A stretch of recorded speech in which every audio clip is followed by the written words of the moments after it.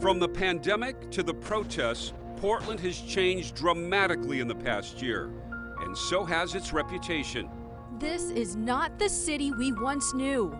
Businesses are boarded up and dying. Crime is skyrocketing, and the homeless crisis has reached a breaking point. Welcome to KOIN 6 News at 6. I'm Elizabeth Din. And I'm Jeff Gianola. Starting tonight and all this week, we're taking an in-depth look at the issues plaguing our city. And we ask this question: is Portland over? Violence, vandalism, destruction. As Portland struggles through the pandemic, violent protests have damaged the city and continue to destroy its reputation. I've been to Portland, I visited Portland, and I think it's a fantastic city. Currently, if you asked me to go to Portland, it wouldn't be on my list. I have no interest in traveling to Portland whatsoever. I used to live in Oregon, but I don't think it's as safe as it used to be. Well, I was raised in Portland, Oregon. So to me, I think of the old Portland. I know now it's changed tremendously and there's a lot of trouble up there. Peaceful protests hijacked by violence, city landmarks defaced and torn down, uncontrolled vandalism that has forced businesses to close, and a mayor and other leaders who seem overwhelmed, ineffective, and ill-equipped to stop it. If we are not able to get the federal administration to back off and leave our city, it will happen all across the United States.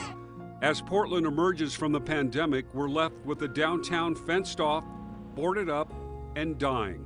A homeless problem that was bad, but has gotten worse. And there's this: everywhere you look, the City of Roses has become the city of trash and filth. It was just a little disappointing to see how unkempt the city was, and the homelessness was in a bad way. It was worse than I thought it was going to be.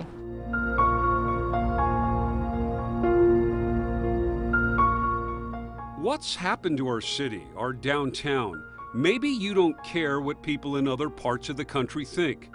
What about those who live here? There's no reason that I would go down there anymore.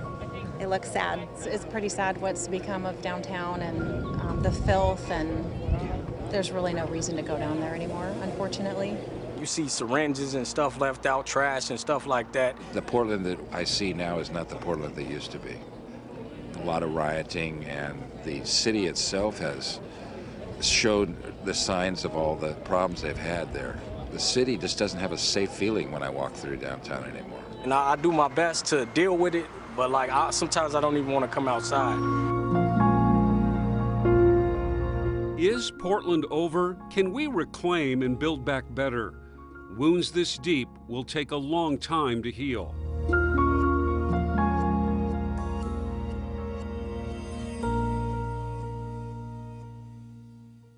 It starts with a phone call from the alarm company. The alarm company tells me what zones have been activated. Alex Hoffberg had spent 30 years building his watch business. He invested and believed in downtown. As Alex and his wife rushed to the store that night, looters were inside, making off with hundreds of thousands of dollars worth of merchandise. Meanwhile, there are 15 or so Portland police officers standing outside of the Target, Starbucks on the corner of 10th and Morrison. As Alex stood outside his vandalized building, afraid to go inside, his wife asked the officers for help. She gets out of the car and tries to persuade some police officers to assist and check the premises for us, which they politely declined to do. So I went in alone. Alex entered his damaged store, wading through the broken glass and smashed jewelry cases. At least $400,000 worth of watches and other items were gone. Even worse, the loss of faith in what Portland had become, what it stands for. This will take a long time to heal. It's not going to come back very quickly. Alex boarded up his shop and left downtown. So did many other small businesses. Even I get tired. Cameron's Books had survived 80 years downtown. They struggled with money problems, then the pandemic. But it was nightly violent protests that finally took its toll. like being in a war zone down here. Much of the civil unrest starts and ends here. The whole world sees the bookstore as a backdrop of Murderville, USA. And it's not just small businesses and shops. Just last month, protesters smashed windows at 2 downtown churches and for a second time damaged and vandalized the Oregon Historical Society. Well, not only were we vandalized in this incident, but so was a nearby church, which is very active in helping the homeless. And the fact that they would break windows there and break our windows just leaves you questioning what the message is, if there is any message. The message has been lost. It's a sign of the times, and the signs are everywhere. People don't want to come downtown. They don't feel safe. And even moreover, the small shops and the little folks are really getting hurt by this protests and the damage. It's just killing downtown Portland. Doug Bean has been managing and leasing commercial office space for more than 40 years in Portland. I'm not optimistic about the future of the downtown core without a change of how we handle the protests and how we handle the filth and the graffiti. And the central business district, the heart of the city, is empty.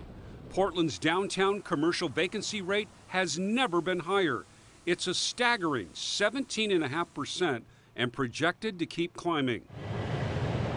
Portland's reputation has fallen dramatically among investors. According to this year's Urban Land Institute's report on trends in real estate, in 2017, Portland was the 3rd most desirable real estate market in the country. This year, it dropped to 66 out of 80 cities surveyed.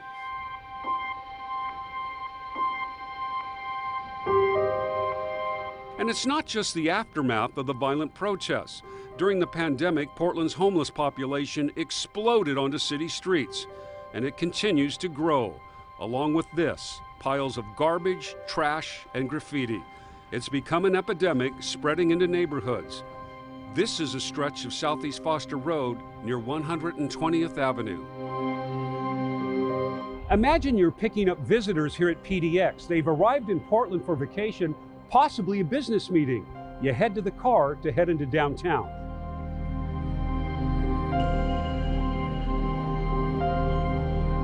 As you drive west down Interstate 84, this is what you're greeted with on both sides of the freeway. As you make your way across the Morrison Bridge into downtown, it gets worse. But perhaps the most shocking scenes are along I-5 just north of Portland. What you see from the freeway only reveals a glimpse of the human tragedy and the debris littering the landscape. The full extent of the problem is captured from above, garbage littering the ground for as far as the eye can see. People living among the trash, the result of a homeless crisis that has spiraled out of control. It's a real problem, especially when you're bringing people in to show off your city. It gets to the point where you work your routing as you're taking people around, and you may not take the most direct route from point A to point B. Jim Etzel is head of Sport Oregon. It's his job to help bring major sporting events and games to Portland. What decision makers see when they visit to Portland matters. You can't hide it all, and let's face it, it's a humanitarian problem, but it's real and it affects people's decisions on, placing an event here. Portland was in the running for the NCAA tournament women's Final Four and the millions of local dollars associated with it. In the end, Tampa was awarded the 2025 game. Phoenix won the bid for 2026. Portland's reputation, a downtown needing life support, residents who don't feel safe, the humanitarian crisis of people living on the street, and trash that keeps piling up. Is Portland over? I think that for Portland to not be over, there needs to be a change in attitudes among the broad community of leaders. Economist Bill Connerly ignited a firestorm last January when his article, Death of a City, appeared in Forbes magazine. His pointed words about what's happened to Portland struck a nerve. They said, yes, somebody's now saying what we've been thinking. But there was also a layer of people who were very angry that I criticize the city. No, I don't believe Portland is dying. I think we've gone through a very, very difficult period. We still have a lot of challenges ahead of us, but this isn't the time to fold up the tent and walk away. When you drive in on Interstate 84, maybe you're coming up from the south on I-205, especially when you're coming down I-5 from the north from Washington, and you see the tents, the piles of garbage and filth and the graffiti. How does that make you feel as mayor? It breaks my heart, not as mayor, but as somebody who was born and raised here, who's lived my whole life here. Those right-of-ways are an embarrassment to all of us. It's an affront to our sensibilities as Oregonians. As for the homeless crisis, I asked the mayor about something a director of a successful homeless program in another city said about Portland's failed efforts. In Portland, you have confused compassion with tolerance. There is a very fine line between compassion and enabling. And it's really hard for well-meaning, moral people in the city of Portland, progressives, to come to the conclusion that sometimes the best love that you can give someone is tough love. Confusing compassion and tolerance when it comes to the homeless, with violent protests and destruction, with the decay that is infesting our city. Is Portland over? It's only over if we let it be over and do nothing.